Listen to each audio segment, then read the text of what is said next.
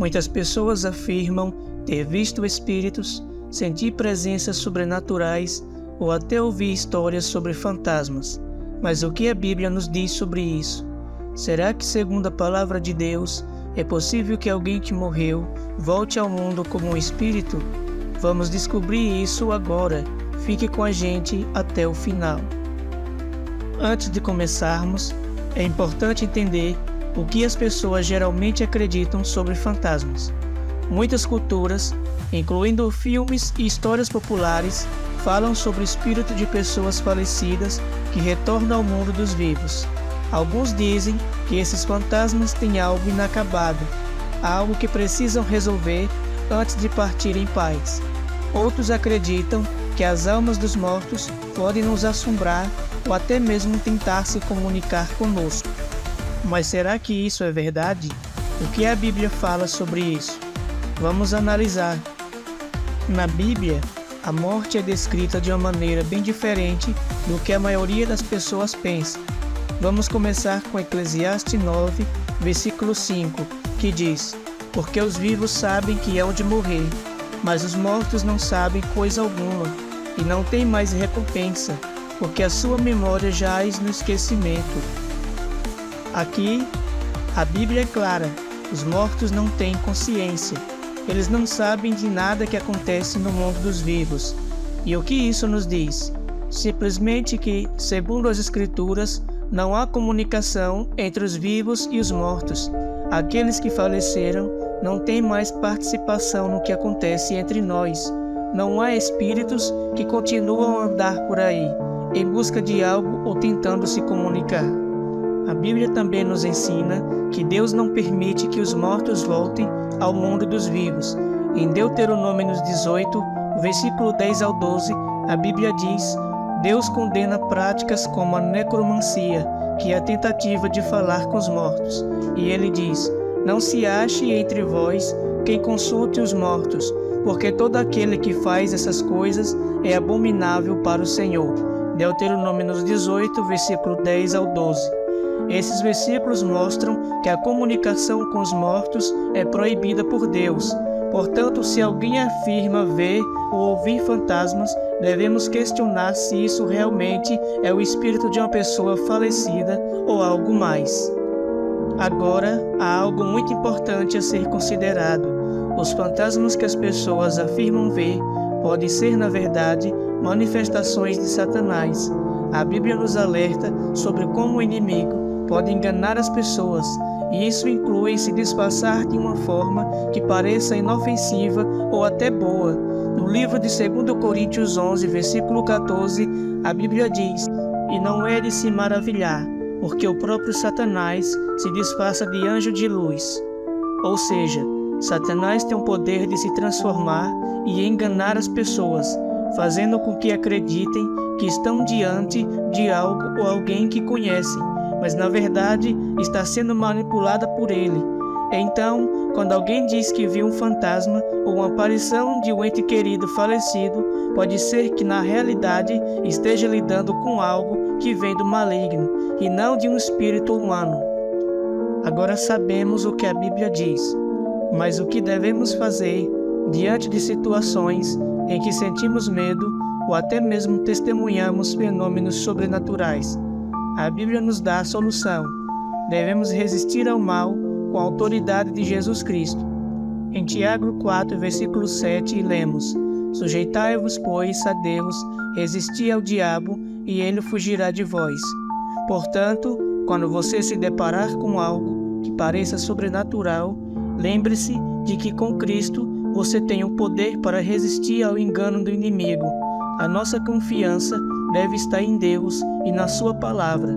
Devemos evitar qualquer prática que busque entrar em contato com os mortos, como consultas a médiuns ou a espíritos, porque a Bíblia nos ensina que isso é uma porta aberta para o engano. A Bíblia é clara ao afirmar que os mortos não retornam ao mundo dos vivos e qualquer aparição sobrenatural pode ser uma tentativa de engano por parte de Satanás.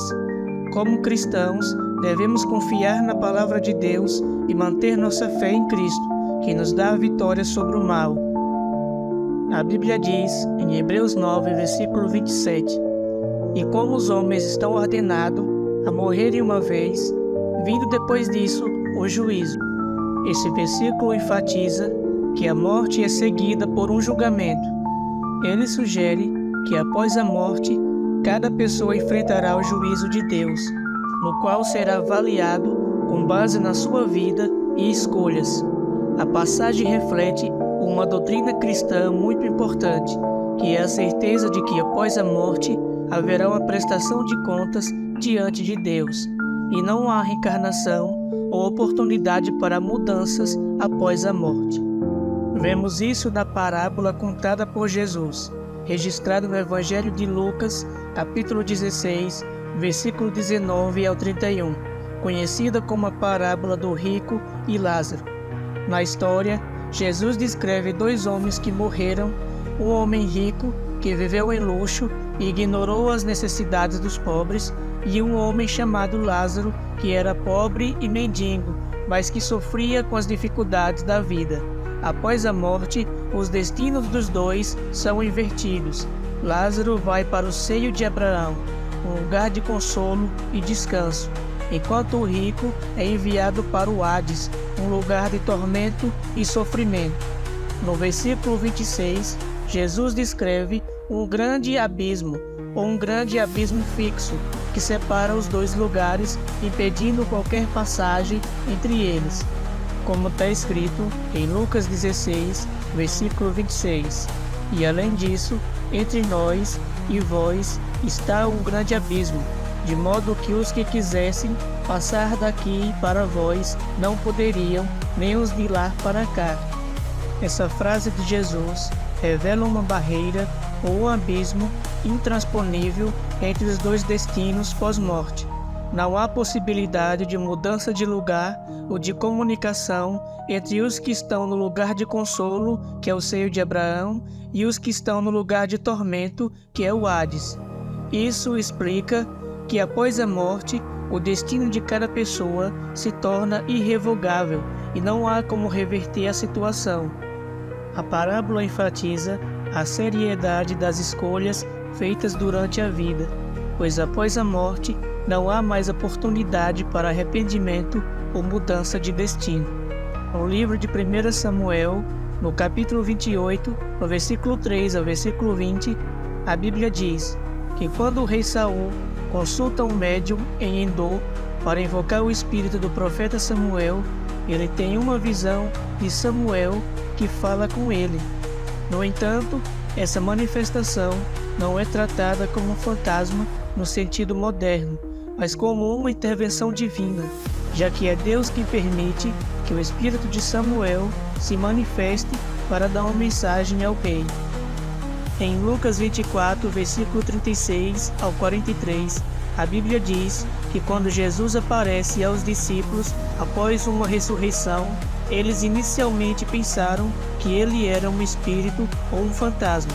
No entanto, Jesus esclarece que não era um espírito, mas uma pessoa ressuscitada em um corpo glorificado. Ele ainda come com eles para mostrar que não era um fantasma. Em Mateus 14, versículo 26 a 27, quando Jesus anda sobre as águas, os discípulos inicialmente pensam que estão vendo um fantasma.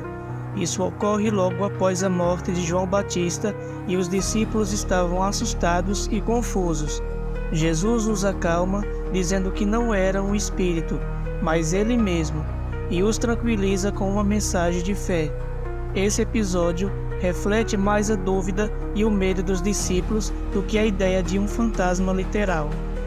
A visão de espíritos ou fantasmas pode ser atribuído à fraqueza de fé dos discípulos e não à evidência de que há espíritos dos mortos vagando pela terra. Embora a Bíblia não fale de fantasmas de falecidos, ela fala sobre espíritos imundos ou demônios, que são seres espirituais malignos e podem influenciar as pessoas, causar opressão ou manifestação sobrenatural. Em Efésios 6, versículo 12, a Bíblia diz que a nossa luta não é contra sangue nem contra carne, mas contra os principados, contra as potestades e contra o príncipe das trevas desse mundo, contra as hostes espirituais da maldade nas regiões celestes. A presença de espíritos malignos e demônios é mais prevalente nas Escrituras e é deles que as manifestações sobrenaturais enganosas podem vir, não de fantasmas de falecidos, como muitos acreditam.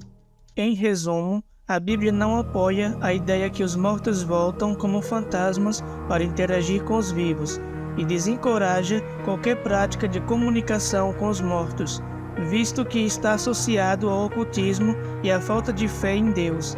A vida após a morte, segundo a Bíblia, é um estado eterno e definitivo, como a alma indo para um lugar de consolo ou tormento, dependendo da relação com Deus. Se você gostou desse vídeo, não se esqueça de curtir e compartilhar com seus amigos. E claro, se você tiver alguma dúvida ou quiser compartilhar sua opinião, deixe um comentário abaixo. Vamos conversar sobre a palavra de Deus e ver o que a Bíblia nos ensina. Um forte abraço, fica com Deus e a paz do Senhor Jesus.